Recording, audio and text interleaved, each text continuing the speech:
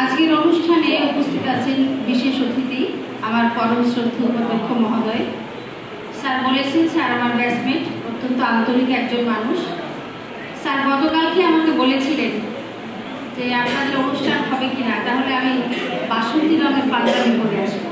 Sir বাসন্তী রঙের পাঞ্জাবি পরে এসেছে,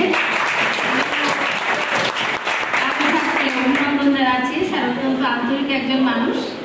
আর বিশেষভাবে ধন্যবাদ জানাচ্ছি আমাদের পরিদা, সকল কাজের কাজী এবং অত্যন্ত আন্তরিক, ভারতের অপেক্ষা করে না। আমাদের ইংরেজি বিভাগের সোনিয়া, খুব খুশি হয়েছি সোনিয়া এসেছে। আর আছে আমাদের, কি বলা যাবে, দেখে কি মনে হয় ম্যাডামদের মধ্যে সবচেয়ে সুন্দরী পাখি, খুব আন্তরিক এবং অত্যন্ত কর্মঠ একজন মানুষ। হোস্টেলের দায়িত্ব ছিলেন, বিভিন্ন কমিটিতে কাজ করেন।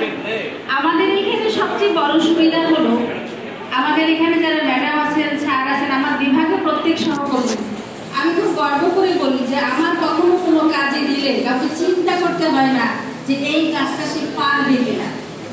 আমার প্রত্যেক সহকর্মী প্রত্যেকটা কাজ করার জন্য পারদর্শী, ফলে যে কোনো একটা কাজ কেউ দায়িত্ব নিলেই আমি নিশ্চিন্তে থাকি যে এটি হয়ে যাবে।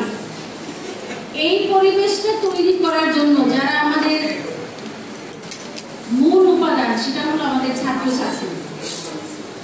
ফিজিক্সের নাসরিন ম্যাডামকে আজকে আমি মনে হয় প্রথম দেখলাম।